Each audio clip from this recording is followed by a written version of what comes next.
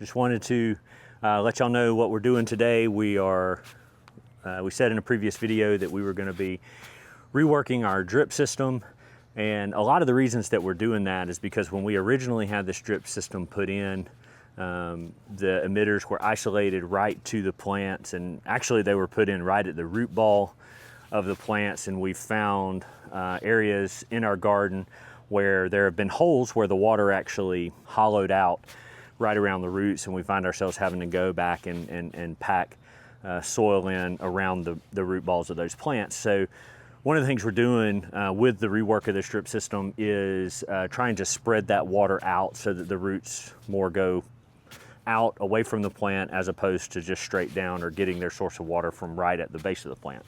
We just found it a little bit easier just to take everything out, and then we're going to replace it with a black feeder line around the outside of the garden, and then we're going to determine which plants need water more, and then in those areas we're going to put a half-inch drip tube line that has emitters every 12 inches. Some of them have it every 18 inches. So that's what we're going to do. That's the way we're going to rework the drip system. And we have also determined, as our garden is maturing and aging, that not everything needs as much water as it did, 3 or 4 seasons ago, now that some of the stuff has been in for a few years. So we're using that again as an opportunity to evaluate these plants, what really needs water more, and some of it may not need supplemental water at all because of the way our grass irrigation works or overspray. So it's just going to give us a better opportunity to evaluate everything.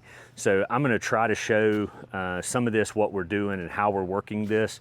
This is not going to be a video, where I'm out here all day and it's set up on a tripod, but what it is going to show you is just the gist of it, and then I'll come back and talk to y'all when we get ready to lay the new line down. I don't know if it's hard to see this or not, but what we're doing is going around and pulling this line up. We are saving some of these dummy plugs and some of these emitters, like that right there, we're saving these connectors. This is again a half-inch brown tube drip irrigation system, and these parts, we can save. The drip line itself, we won't be saving. So here, see how that emitter is right there on top of that plant? Don't like that too much. So we are coming around, pulling that up. Any of the staples, we're tossing to the side, and we're just going through the garden. But we do have a lot of stuff coming up in the garden because today it's 85 degrees here. But next week, overnight, it's going to drop down to 37. So there's a little bit of a sense of urgency in what we're doing. So we're going to try to do our best to get this done before it gets chilly again, get mulch laid down, get everything tucked in as this stuff. We got all the drip pulled out. I've already connected some of it, but I did want to give y'all an idea of exactly how to connect it in case you're needing to work on or repair the drip system that's in your yard, or if you even want to put one in.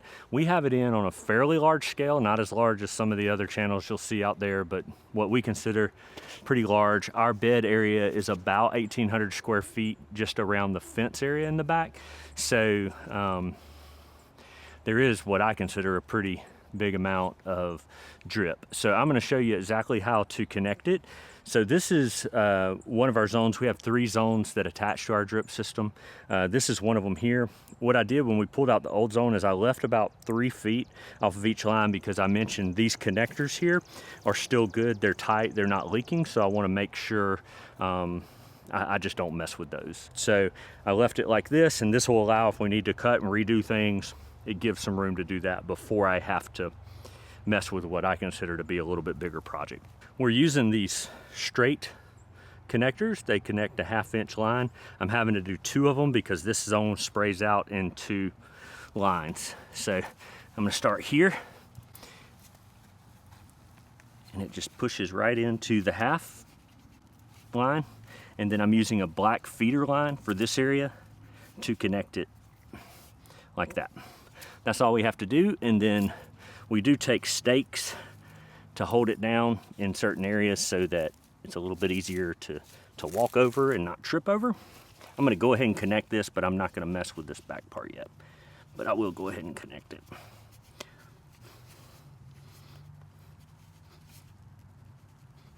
I will say, this seems difficult, but it's actually a little bit easier to do when it's hot outside because these drip tubes get soft, so it makes them a little bit more pliable and easy to work with. So we're gonna go right up here. This is a new maple tree we put in here. It does need a little bit of extra water, but not a ton. We have some hostas over here. So what I have is, I have the brown drip tube, and these have emitters every 12 inches. So you see there's one there and one there. So I'm gonna cut in with this T connector right off of my black feeder line, as mentioned. And I'm going to connect it here. And what I'm gonna do is eventually circle back around to connect to the other side of this T here.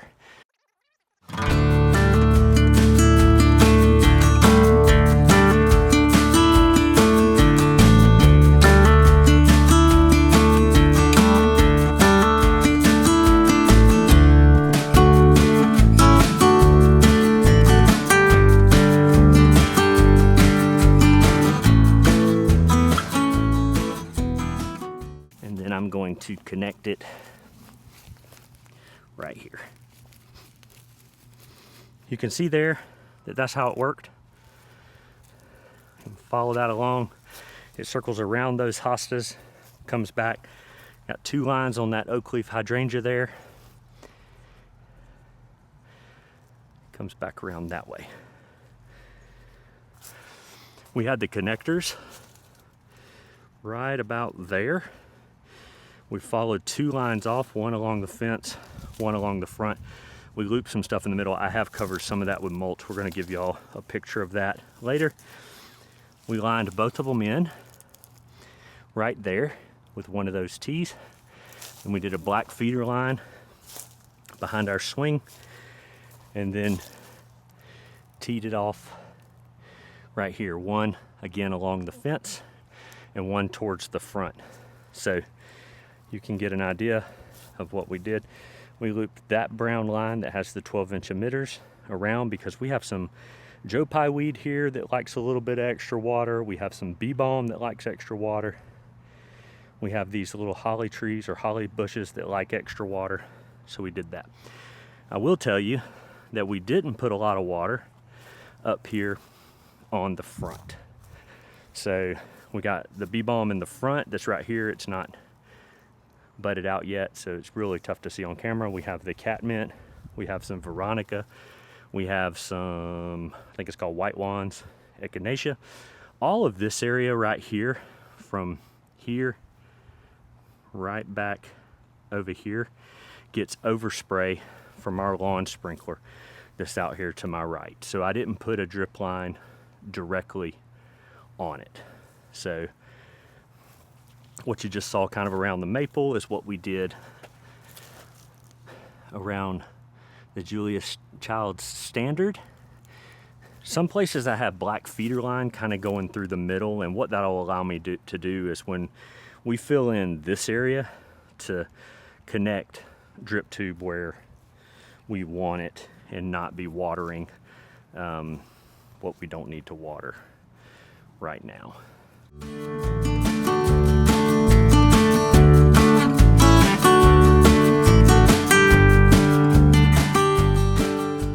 We're going to continue this line right here, right along the back here, and we're going to connect it to the other side over there where the bench is at, and then we'll cut into this line here to water all of this heuchera and down our little path there and back in front of these hydrangeas that are right here on the front. After we get all the drip laid, we've decided to this year go with a soil conditioner.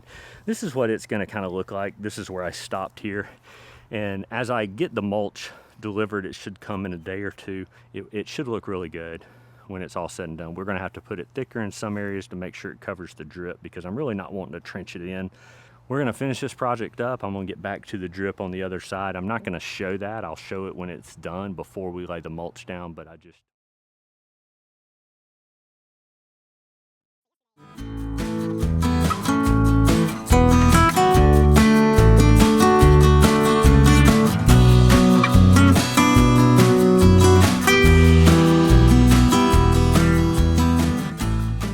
What we're gonna do today is start spreading mulch, and here's what it's going to look like. And I don't know if you can tell, but it is a much cleaner look over the pine straw that we had in here. We currently have 250 bags.